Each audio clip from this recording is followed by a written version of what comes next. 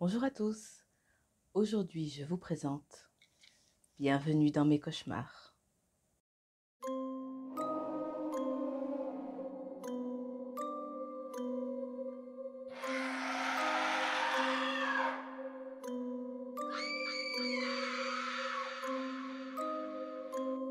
Nous faisons tous des cauchemars, mais combien d'entre nous en parlent réellement?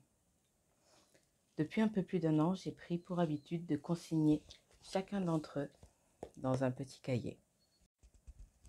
Certains sont sans queue ni tête, d'autres m'ont quand même relativement bien perturbée. Certains sont même des fois drôles. Et certains un peu plus troublants que les autres, qui, j'ai remarqué, avaient d'ailleurs de fortes similitudes avec des actes qui se sont passés peu de temps ou du moins quelque temps après. Je n'ai pas la prétention de vous dire que je fais des rêves prophétiques, même si pour certains, en tout cas pour moi, je dirais oui. Pour ne pas trop perturber mon sommeil, j'ai changé le mode de fonctionnement. Je continue de les écrire dans un cahier, mais dès que je suis réveillée par un rêve, un cauchemar, généralement plus souvent des cauchemars, il faut être honnête, je prends mon téléphone avec le dictaphone et je les enregistre. J'enregistre ce que j'ai vu, comme ça après je peux me rendormir immédiatement et le lendemain, tout noter par écrit sur mon cahier. Dans un premier temps, je vais vous lire certains des rêves, ou plutôt cauchemars que j'ai faits qui ont le plus de corrélation avec des faits que vous pouvez vous-même aller vérifier. En tout cas, moi, je les ai trouvés plutôt ressemblants. Et dans un deuxième temps, je vous ferai écouter mes enregistrements, donc ceux du mois de juin. Ce ne sera pas long, j'en ai fait que 2. Et ça, je n'avais pas prévu de le faire pour cette première vidéo, mais je vous ferai écouter aussi les 2 premiers que j'ai fait au mois de juillet, donc ce mois-ci, parce que il y en a un qui a un lien avec des événements qui ne vont pas tarder à se produire. Alors, je ne suis pas en train de dire que mon cauchemar va se produire, mais c'est un lien avec un événement sportif que tout le monde sait qu'il va y avoir dans peu de temps. Donc, je me suis dit qu'il pourrait être intéressant que je vous le fasse écouter avant que ceci ne commence. Ce que je trouve sympa avec ces nouvelles vidéos que je vais faire, c'est que chacun pourra y aller de son commentaire. Certains d'entre vous vont se moquer de moi, parce que on va pas se mentir, certains sont quand même pas mal tirés par les cheveux. D'autres pourront éventuellement essayer de trouver des significations à ces cauchemars, à ces rêves. Et d'autres, s'ils le souhaitent, pourront vérifier que les rêves que j'ai faits se réalisent ou pas. Comme je l'ai dit et je le redis, je ne suis pas en train de dire que mes rêves sont prophétiques. Alors si vous êtes prêts, installez-vous confortablement. Je préconise l'usage d'écouteurs pour être peut-être un peu plus dans l'ambiance. Et bienvenue dans mes cauchemars. Alors comme je vous l'ai dit, la première partie, je vais lire certains des rêves que j'ai écrits, certains rêves, pourquoi je veux dire lèvres? Certains rêves qui ont en tout cas de fortes similitudes, de fortes ressemblances avec des événements qui se sont produits. Le premier date du 12 octobre 2023. Alors, pour le coup, celui-ci a été vraiment très perturbant du fait que je n'ai pas seulement eu des cauchemars, mais aussi des visions avant de dormir sur ce que je vais vous parler. Alors, ce 12 octobre, je commence à ressentir un malaise et une image ne quitte plus mes pensées. Demain, des écoles seront attaquées. Je n'arrêtais pas de me demander si je devais y amener mon fils. Et je me suis dit, arrête, tout ça c'est dans ta tête. Les infos, parce qu'à ce moment-là, je regardais pas mal les infos. Je pensais que ça commençait à me rendre parano. Le vendredi 13, j'amène donc mon fils à l'école, donc à savoir que mon fils est en maternelle. Et je l'amène, mais avec beaucoup d'appréhension. J'ai énormément hésité avant de l'amener à l'école. Déjà la veille, je me disais, non, il faut que tu trouves une excuse pour pas l'amener. Ça sent mauvais, il y a quelque chose qui va arriver. Et d'ailleurs, durant la nuit, j'avais rêvé de ça. Et je me disais, non, c'est pas possible, je peux pas amener mon fils. Après, voilà, le problème de mes rêves, de mes cauchemars, c'est que ça a toujours un lien direct avec les membres de ma famille, avec des gens que je connais, avec des choses que je connais. Donc, il est difficile toujours de savoir si c'est juste un rêve, un cauchemar, ou si ça présage quelque chose de mauvais. Donc, je laisse mon fils à l'école et je rentre, je vaque à mes occupations. Pour le déjeuner, j'avais rejoint ma grand-mère et ma mère afin qu'on puisse manger toutes les trois ensemble. Le repas se passe bien, même s'il y a eu quand même pendant le repas quelques petites choses bizarres. Parce que nous, le midi, quand on est chez ma grand-mère, on regarde les 12 coups de midi. Et on papotait pendant qu'on regardait la télévision. Et deux choses que je dis sortent pendant l'émission. Je parle de Eva Perron. Un gagnant s'appelle Perron. Je parle à ma grand-mère du tombeau du Christ à Jérusalem. Je ne me rappelle plus pourquoi on avait parlé de ça. La question après du présentateur était: où se trouve le tombeau du Christ? Certains pourraient voir des coïncidences. Personnellement, je n'y crois pas. Bon, ça nous fait bizarre, mais bon, on ne fait pas plus attention que ça. Et puis, vient le moment des infos. Et avec la grand-mère, après 12 coups de midi, c'est les infos. Et là, on apprend qu'il y a eu une attaque au lycée à Arras et qu'un professeur a été malheureusement, vous l'avez compris, par un assaillant armé d'un couteau. D'autres attaques auraient été déjouées, mais mon ressenti était bon, sauf le lien. Voilà, moi je pensais que c'était à l'école de mon fils. Voilà, comme je vous disais, dans mes cauchemars, c'est toujours lié à ce que je connais, à mon entourage. Donc, j'arrive à ressentir certaines choses, mais voilà, c'est toujours... on ne sait jamais ce que ça viendra ou si ça ne vient pas parce que ce n'est pas assez précis. Et vous voyez, dans mon petit cahier, donc un petit moment après, enfin, là en l'occurrence non, mais généralement oui, je me marque un petit post-it et je marque, voilà, du coup, assassinat de Dominique Bernard dans un attentat le 13 octobre 2023 au sein d'un groupe scolaire à Arras. On passe maintenant au 2 novembre 2023. Donc, il est 3h54 du matin quand je suis réveillée. Je suis sûre que ce n'était pas la première fois que je faisais ce rêve. Je me souviens d'une prise d'otage, de poursuites en voiture, de criminels contre des innocents qui se sont échappés, des policiers qui poursuivent des criminels. On se retrouvait enfermés dans un bâtiment, mais un grand bâtiment. Je ne sais pas ce que c'était comme établissement. C'est un rêve qui était pas terrifiant, mais vraiment, vraiment oppressant. Et pour dire, je l'ai utilisé déjà 2 fois dans la même phrase et surligné. Au final, je me réveille avec une très grosse migraine, juste au-dessus des yeux. Et il me semblait que ce n'était pas la première fois que je faisais ce rêve. J'ai mis mon petit post-it parce que des mois après, comme je vous l'ai dit, j'ai voulu voir si certains de mes cauchemars avaient un lien avec des faits qui s'étaient réalisés. Prise d'otage sur un plateau télévisé en Équateur, le 9 janvier 2024. Mon rêve daté du 2 novembre 2023. Coïncidence ou pas coïncidence, mais en tout cas, ça m'a tilté, ça m'a fait une consonance. Ensuite, le 22 février 2024, donc il est 10h08 du matin. Je ne me rappelle plus de mon rêve, mais l'impression que j'ai au réveil, c'est une tempête, avec beaucoup de vent, peut-être une tornade. Dimanche 3 mars 2024, passage d'une tornade à Antibes dans les Alpes-Maritimes. C'est pas comme si en France, on était des habitués des tornades, on n'est pas au Texas, ok? Donc, Coïncidence, pas coïncidence, lien ou pas lien, c'est vous qui déciderez. Alors, celui-ci était particulier, d'accord? Il a été fait le 27 février 2024 et vous allez comprendre pourquoi il est particulier. Donc, 27 février 2024, il est 4h11 du matin.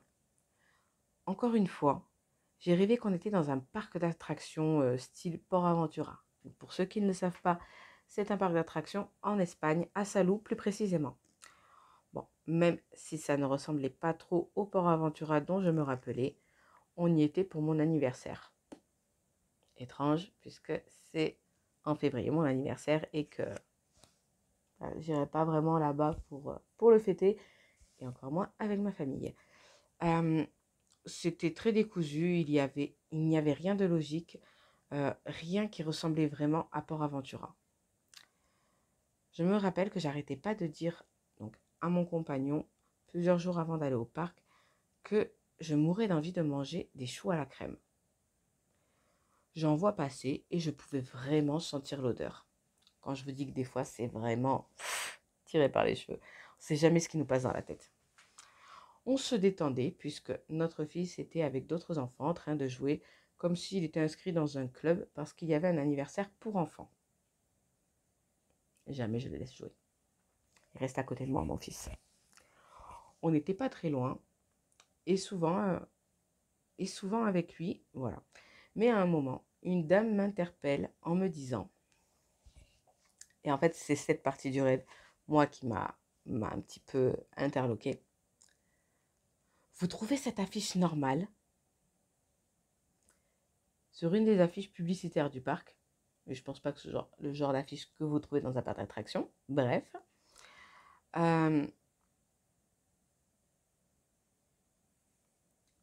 Alors, il y avait écrit quelque chose dont je ne me rappelle plus, mais du genre vendez vos cœurs. Ça parlait de la guerre, de cœur, et la phrase engagez-vous pour l'Ukraine. Voilà. Genre vraiment d'affiche de propagande pour aller à la guerre. Et pendant ce temps-là, mon fils disparaît, je le cherche et en même temps, oui, c'est vraiment décousu. Et en même temps, il y a un enfant qui réclame sa mère. Donc je pensais que c'était mon fils. Et de là, on entend une tante, comme si c'était une annonce d'info. Une tante au parc laisse tomber sa queue une vingtaine de fois. Ou qui la montre, je sais plus. Et je vois une petite fille assise sur un fauteuil ou une chaise haute avec un cocard en train d'essayer de régurgiter. Apparemment, c'était cette petite fille qui cherchait sa mère. Et moi, j'avais toujours pas trouvé mon fils. Et là, je me réveille. Le rêve qui a complètement ni queue ni tête. Ça, je vous le concède. Mais en fait, c'est vraiment cette partie de l'affiche de propagande qui m'avait marqué. Et alors, ce jour-là, je ne sais pas si la veille ou quoi, j'avais regardé les infos. Honnêtement, je ne sais pas.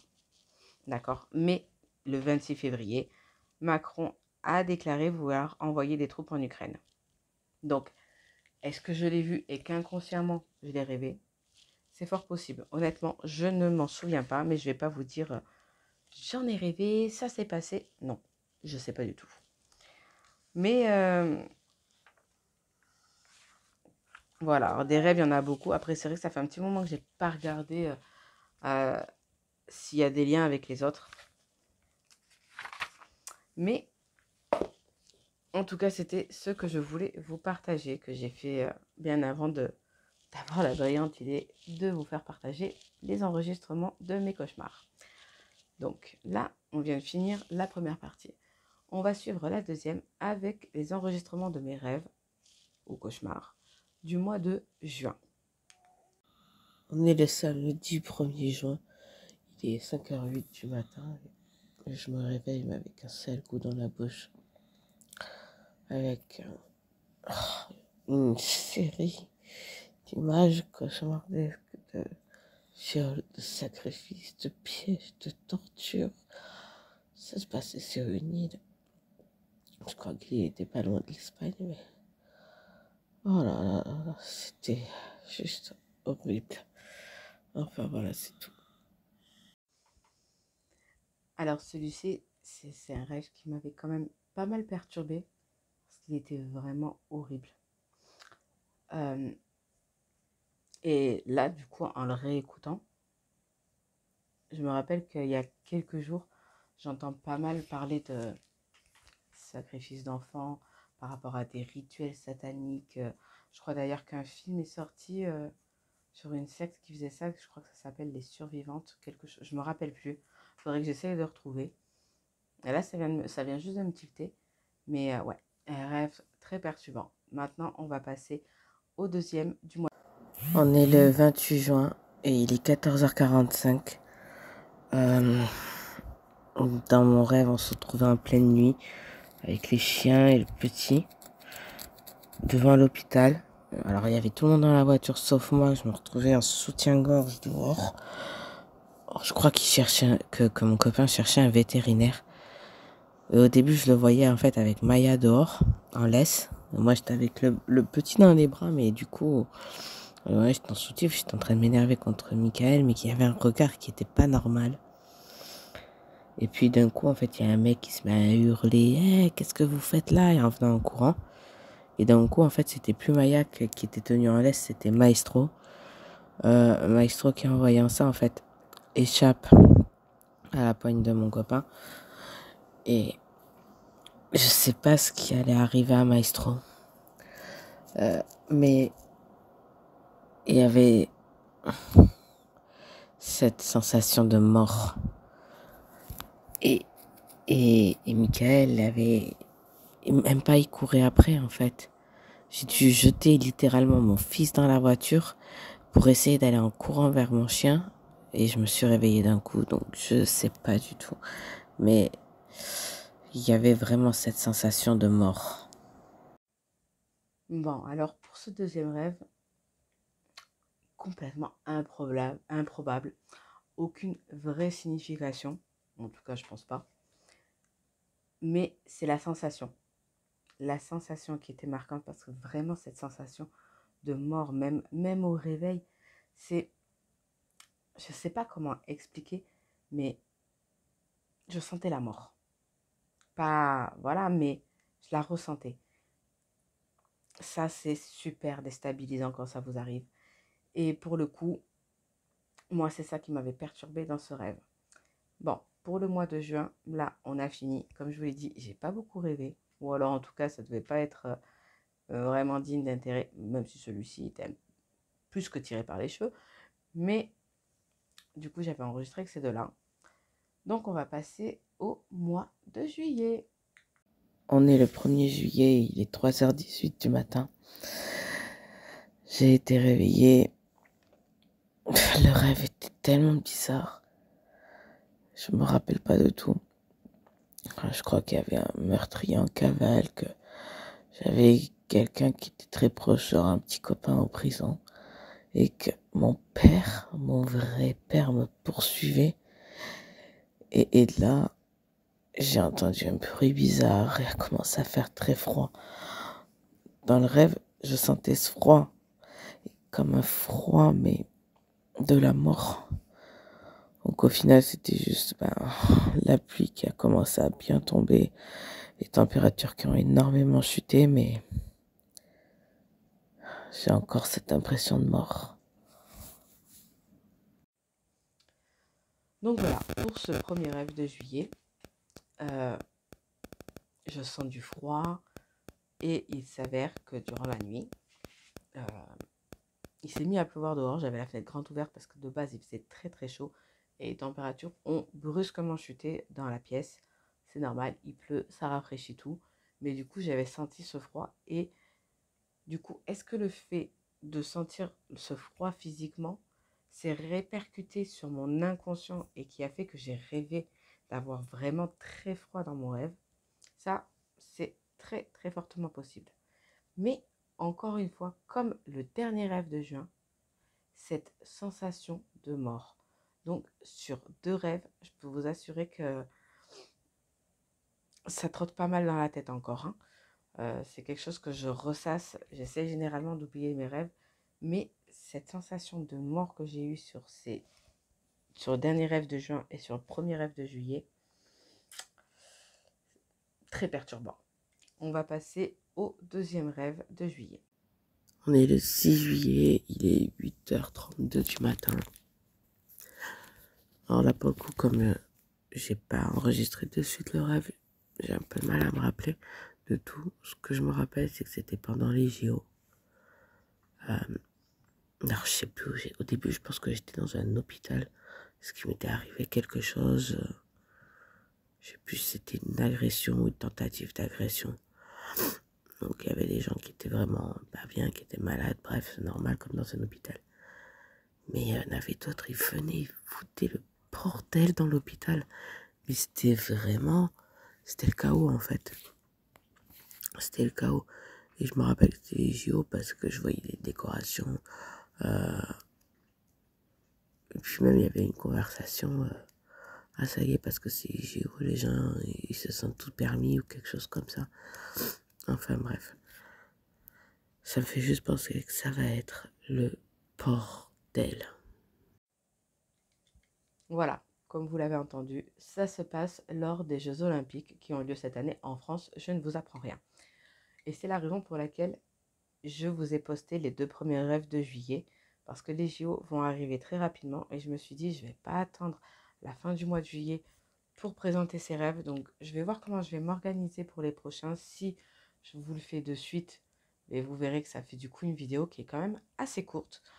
Ou si je le fais plusieurs rêves d'affilée, selon l'importance que j'estime que ça a. Je sais pas, on verra. Je pense qu'il y aura du coup pas de calendrier fixe pour ce genre de vidéo.